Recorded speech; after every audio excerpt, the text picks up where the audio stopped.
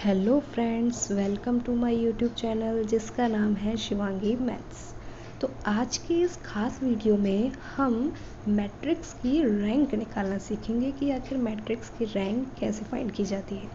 लेकिन उससे भी पहले और एक चीज़ सीखने की हमको ज़रूरत है और वो है इचेलॉन फॉर्म या एक्केलॉन फॉर्म, कुछ भी इसको प्रोनाउंस कर सकते हैं। तो ये सबसे ज़्यादा ज़रूरी है रैंक को फाइंड करने के लिए, क्योंकि इसी की ही हेल्प से हम रैंक फाइंड करेंगे। वैसे और भी तरीके होते हैं, लेकिन ये थोड़ा ईजीएस्ट तरीका रहता है, इसलिए सबसे पहले इसे ही देखेंगे कि कैसे फाइंड की जाती है इक्विलॉन फॉर्म। तो चलिए शुरू करते हैं। तो इक्विलॉन फॉर्म फाइंड करने के लिए हमें क्या चाहिए? A matrix is said to be in echelon form. पहला point, if every row of a matrix A which has its entries 0 occurs below every row which has a non-zero entry.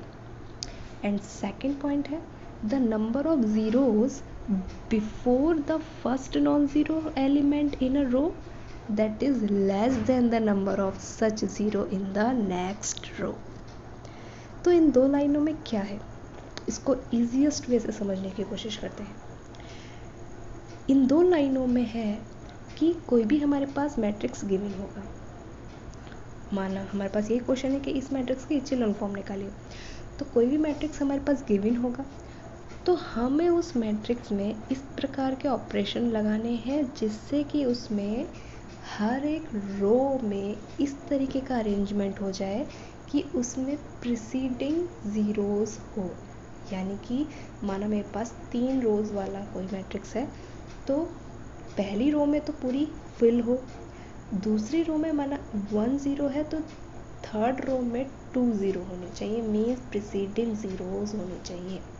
और माना अगर 4 क्रॉस 4 का matrix है तो पहली रो में तो फुल रहेगा, दूसरी रो में हमारे रहेंगे 1 0, तीसरी रो में हमारे रहेंगे 2 0 एंड चौथी रो में हमारे रहेंगे 3 ज़ीरोज़।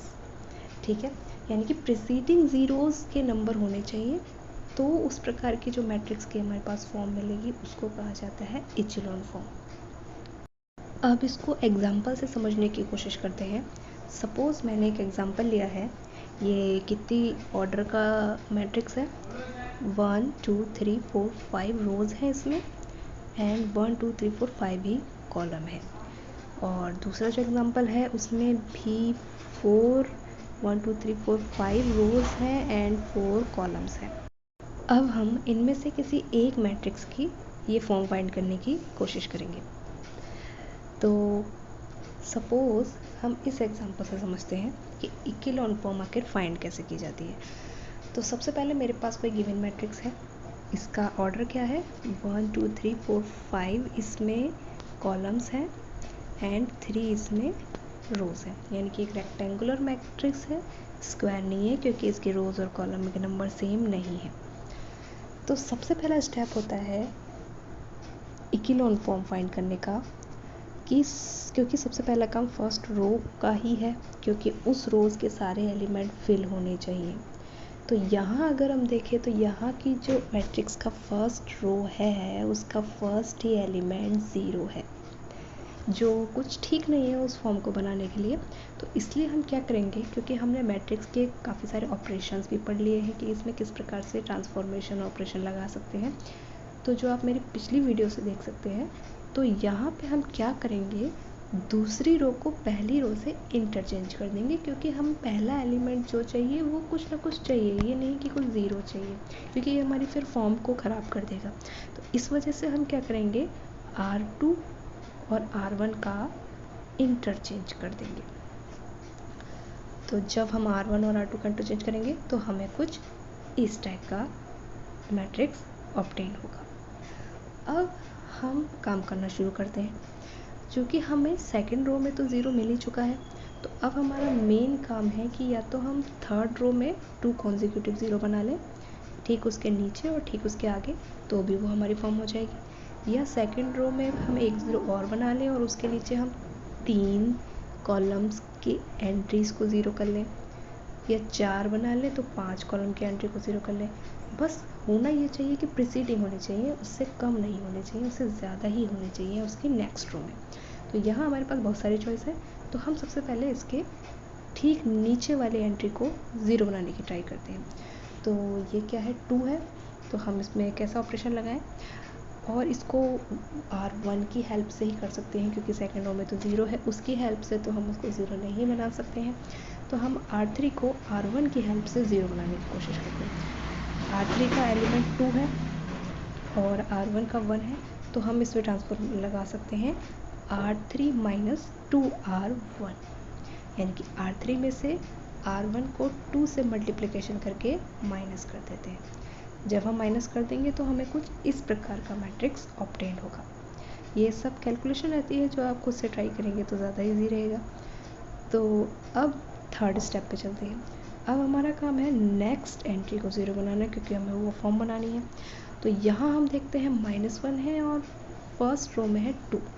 तो इसको बनाने के लिए हमें क्या करना पड़ेगा, या तो हमें कुछ फ्रैक्शन का करना पड़ेगा क्योंकि वहाँ नंबर ज़्यादा है। तो देखते हैं हमने क्या करा है। जी हाँ, हमने फ्रैक्शन का ही यूज़ किया है क्योंकि और कोई तरीका जहाँ तक है नहीं है। तो R3 में R1 को हाफ से मल्टीप्लाई करके हमने ऐड कर दिया। ऐड क्यों किया, क्योंकि यहाँ पे माइनस का 1 है, तो -1 को +1 के साथ ही जब ऐड करेंगे तो वो 0 बनेगा। इस वजह से हमने इसको प्लस के हाफ R1 के साथ में ऐड किया है। तो जब वो ऑपरेशन लगा देंगे तो हमें इस प्रकार का कुछ फाइनल मैट्रिक्स ऑब्टेन होगा। और यहाँ हम देखते हैं, यहाँ पे प्रीसीडिंग 0 बनना है, सेकेंड रो में 1 0, थर्ड रो में 2 0। तो फाइनली ये आती है हमारी इक्लोन फॉर्म। तो ये होती है इक्लोन फॉर्म की प्रीसीडिंग 0 बननी चाहिए, और उसको बनाया किस तरीके से जाता है, मैट्रिक्स के ट्रांसफॉर्मेशन का यूज़ करके। ठीक है, अब हम अपने मेन कॉन्सेप्ट की ओर चलते हैं जो है रैंक ऑफ अ मैट्रिक्स। बहुत आसान होता है निकालने का तरीका, क्योंकि हमने इक्लोन फॉर्म सीख ली है तो अब कुछ मुश्किल नहीं रहा। तो शुरू करते हैं रैंक निकालना कि रैंक कैसे निकाली जाती है। तो देखिए क्या डेफिनेशन होती है, the number of non-zero rows in echelon form of a matrix is known as rank of a matrix। Simple सी डेफिनेशन, किसी भी मैट्रिक्स में इचेलॉन फॉर्म बनने के बाद जितनी नॉन ज़ीरो रोज़ वहाँ रह जाती हैं उस फाइनल मैट्रिक्स में, वही मैट्रिक्स की रैंक कहलाती है। यानी कि number of non zero rose in matrix after applying echelon form is called the rank of a matrix. बहुत ही सिंपल डेफिनेशन। अब लेकिन कुछ अलग प्रकार से भी हम रैंक निकाल सकते हैं, और वो अलग प्रकार क्या होते हैं, हमें पास माना कोई मैट्रिक्स है बड़ा सा, उसके हम सब मैट्रिक्स बना लें और उन सब मैट्रिक्स को हम सिंगुलर और नॉन सिंगुलर की बेस पर फाइंड करके भी रैंक को ऑब्टेन कर सकते हैं। कैसे कि every square sub matrix of order t+1 और मोर इज सिंगुलर। उससे पहले एक लाइन है कि the number r is called rank of a m cross n matrix. कोई भी नंबर r, रैंक को छोटा सा नंबर r से शो कर दिया, उसको किसी m क्रॉस n यानी कि रेक्टेंगुलर वाले मैट्रिक्स की रैंक कहेंगे यदि उसका एवरी स्क्वायर सब मैट्रिक्स, क्योंकि अगर रेक्टेंगुलर में मैट्रिक्स है तो उसके अंदर के जो सब मैट्रिक्स हैं वो तो स्क्वायर ही रहेंगे, 2x2 2x2 के। तो उसका जो हर स्क्वायर सब मैट्रिक्स है उसका ऑर्डर t+1 होना चाहिए या उससे ज़्यादा होना चाहिए और सिंगुलर होना चाहिए। सिंगुलर का मतलब होता है उसका जो डिटर्मिनेंट है वो 0 होना चाहिए। दूसरा, there exist at least one square sub matrix of order t which is non singular, यानी कि t+1 के ऑर्डर का सिंगुलर सब मैट्रिक्स हो, t ऑर्डर का non singular means non zero जिसका डिटर्मिनेंट है वो वाला मैट्रिक्स हो, उसमें सब मैट्रिक्स छोटे छोटे जो बड़े से मैट्रिक्स के अंदर जो हम पार्टीशन करेंगे तो उसके जो मैट्रिक्स के पार्ट बनेंगे उसको सब मैट्रिक्स कहा जाएगा। तो t+1 ऑर्डर का तो सिंगुलर मैट्रिक्स होना चाहिए। और टी ऑर्डर का नॉन सिंगुलर मैट्रिक्स होना चाहिए। तब thus rank of the matrix is the order of highest order non-singular square submatrix. It is denoted by rank of A. तब फाइनली रैंक कैसे ऑब्टेन होगी? जो हाईएस्ट ऑर्डर का हमें non singular square sub matrix obtain होगा वो होगी उस मैट्रिक्स की रैंक। और रैंक को शो कैसे करते हैं? क्योंकि हर एक चीज़ का कुछ ना कुछ नोटेशन होता है, तो रैंक का भी है। रैंक का नोटेशन होता है रो, और उस मैट्रिक्स का नाम सपोज ए है तो रो ए। तो ये सब मैट्रिक्स वाला जो तरीका है वो थोड़ा सा टेढ़ा है, लेकिन इतना भी मुश्किल नहीं है। अगर हम प्रैक्टिस करेंगे, अगर आपकी बुक में बीएससी की बुक में कुछ एग्जाम्पल दिए हों तो आप उससे प्रैक्टिस करके देख सकते हैं। फ़िलहाल तरीका होता है कि किसी भी बड़े मैट्रिक्स में सब मैट्रिक्स जो उसके अंदर बन रहे होंगे उसमें जो हाईएस्ट ऑर्डर का नॉन सिंगुलर सब मैट्रिक्स बनेगा वो जो हाईएस्ट ऑर्डर होगा उसका वही उसकी रैंक कहलाएगा। लेकिन फ़िलहाल हमें ये छोटा सा और अच्छा तरीका याद करने की ज़रूरत है कि जितनी नॉन ज़ीरो रोज़ होंगी किसी भी इचेलॉन फॉर्म वाले मैट्रिक्स में वही उसकी रैंक कहलाएगी। अब इसको हम कुछ एग्जाम्पल से समझते हैं। बहुत ही छोटा एग्जाम्पल, मेरे पास है 4x4 का ये मैट्रिक्स, स्क्वायर मैट्रिक्स है। हमें इसकी रैंक फाइंड करनी है, तो रैंक फाइंड करने के लिए सबसे पहला तरीका हमें इसको इचेलॉन फॉर्म बनानी पड़ेगी। और इचेलॉन फॉर्म भी दो प्रकार की होती है, एक तो रो के थ्रू, एक कॉलम के थ्रू। क्योंकि हमने रो के थ्रू वाली सीखी है कि हमने रो में प्रीसीडिंग ज़ीरो होनी चाहिए, हम इसी सेम ऑपरेशंस को कॉलम के थ्रू भी देख सकते हैं कि कॉलम्स में प्रीसीडिंग ज़ीरो होनी चाहिए। लेकिन रो में काम करना ज़्यादा ईजीएस्ट रहता है, तो इसलिए हम रो का ही काम यूज़ करते हैं। तो हमने रो इचेलॉन फॉर्म का यूज़ करके इस गिवन मैट्रिक्स की फॉर्म बनाई। फॉर्म बनाने के लिए क्या प्रीसीडिंग ज़ीरो बनाने हैं? सबसे पहले पहली रोज़ में सारी एंट्रीज नॉन ज़ीरो होनी चाहिए, फिर उसके ठीक नीचे वाले एलिमेंट को ज़ीरो बनाना है, जो सिंपली दिख रहा है। अगर हम R2 माइनस R1 कर देंगे शायद तो हमारे पास मिल जाएगी। फिर इसके ठीक नीचे वाली रो में प्रीसीडिंग ज़ीरो बढ़ते हुए, और लास्ट रो में हमें चारों एंट्री ज़ीरो मिल रही हैं, क्योंकि जब हम सॉल्व करेंगे तो हमें कुछ इस प्रकार का मिल रहा होगा। तो इस इचेलॉन फॉर्म वाले मैट्रिक्स में देखा हमने, हमें 3 नॉन ज़ीरो रोज़ मिल रही हैं, क्योंकि चौथी रो में तो सारी एंट्री ज़ीरो हो जा रही है। तो सिंपली इस मैट्रिक्स की इचेलॉन फॉर्म हो जाएगी 3, सॉरी इचेलॉन फॉर्म नहीं, इस मैट्रिक्स की जो रैंक हो जाएगी वो हो जाएगी 3, क्योंकि यहाँ 3 नॉन ज़ीरो रोज़ हैं। तो जस्ट सिंपल, बहुत ही आसान होता है रैंक फाइंड करना। अब हम रैंक की कुछ खास प्रॉपर्टीज़ पे नज़र मार लेते हैं कि रैंक की कुछ खास प्रॉपर्टीज़ क्या होती हैं, जो हमें काफ़ी क्वेश्चंस को सॉल्व करने में हेल्प करती है, क्योंकि उसमें काफ़ी कॉन्सेप्ट लगते हैं। क्योंकि रैंक फाइंड करना ऊपर ऊपर कुछ अलग बात होती है, लेकिन क्वेश्चंस को जब हम सॉल्व कर रहे होते हैं तो उसमें कई सारे इसके जो अंदर के डीप कॉन्सेप्ट्स होते हैं वो भी लग रहे होते हैं। तो उसको गो थ्रू करते हैं प्रॉपर्टीज़ ऑफ रैंक की हेल्प से। तो सबसे पहली प्रॉपर्टीज़ आती है, the rank of every non singular matrix of order n is n। Non singular matrix हम जानते हैं जिसका डिटर्मिनेंट नॉन ज़ीरो हो। तो अगर कोई मैट्रिक्स ऐसा है जिसका डिटर्मिनेंट नॉन ज़ीरो हो, अगर हम कोई छोटा सा मैट्रिक्स है, अगर हम उसका डिटर्मिनेंट जल्दी से फाइंड कर सकें, तो अगर हम देखें वो नॉन ज़ीरो वाला आ रहा है उसका डिटर्मिनेंट, तो उसकी जो रैंक होगी वो उतनी होगी जितना कि उसका ऑर्डर होगा। यानी कि अगर 4x4 ऑर्डर का है तो उसकी रैंक भी 4x4 आएगी, उससे कम नहीं आ सकती। ये काफ़ी स्पेशल प्रॉपर्टी है, क्योंकि हम इसको मैट्रिक्स को देख के ही समझ सकते हैं कि इसकी रैंक क्या आएगी, हमें पूरा प्रोसीजर फॉलो करने की कोई ज़रूरत नहीं है। तो सेकंड प्रॉपर्टी आती है, the rank of every singular matrix of order n is less than n। Non singular का केस तो हमें लर्न हो गया कि इसमें जो रैंक आएगी वो उतनी आएगी जितना कि मैट्रिक्स का ऑर्डर है।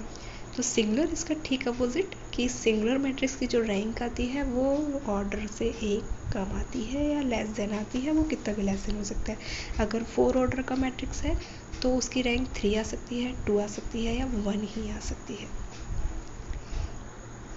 Third property, if rank of a matrix of order n is less than n then A is singular matrix. ये ठीक वही है कि अगर उल्टा रिजल्ट अगर मिले, अगर हमें कोई मैट्रिक्स हमने फाइंड किया और उसकी जो रैंक आई वो लेस देन n आई है, जितना ऑर्डर है उससे कम आई है, तो उससे हम ये अंदाज़ा इम्प्लाई कर सकते हैं कि वो ज़रूर ही सिंगुलर मैट्रिक्स होगा। जैसे कि अगर हम पिछला एग्जांपल देखें तो ये 4x4 ऑर्डर का है और इसकी जो रैंक आई वो 3 आई है, यानी कि लेस देन n आई है। तो हम इससे ये इम्प्लाई बिल्कुल कर सकते हैं कि ये जो मैट्रिक्स होगा वो सिंगुलर मैट्रिक्स होगा। कितनी अच्छी प्रॉपर्टी है। ये उल्टी भी ट्रू है और सीधी भी ट्रू है, यानी कि लेस देन n अगर रैंक आई है तो वो सिंगुलर, और अगर सिंगुलर है तो उसकी रैंक जो आएगी वो लेस देन n ही आएगी। नेक्स्ट प्रॉपर्टी आती है हमारी कि rank of A, if A non zero है, मीन्स नॉन सिंगुलर है, तो वो हमेशा ग्रेटर देन 1 आएगी, यानी कि 1 से तो बड़ी आएगी, क्योंकि 1 ऑर्डर का तो कोई मैट्रिक्स होता नहीं है। तो 2x2 का होगा, तो क्योंकि नॉन सिंगुलर है तो उसमें तो उतनी ही आती है, यानी कि 1 से तो हमेशा ही बड़ी आएगी, 2 आएगी, 3 आएगी, या 4 ऑर्डर का है तो 4 आएगी। ठीक है।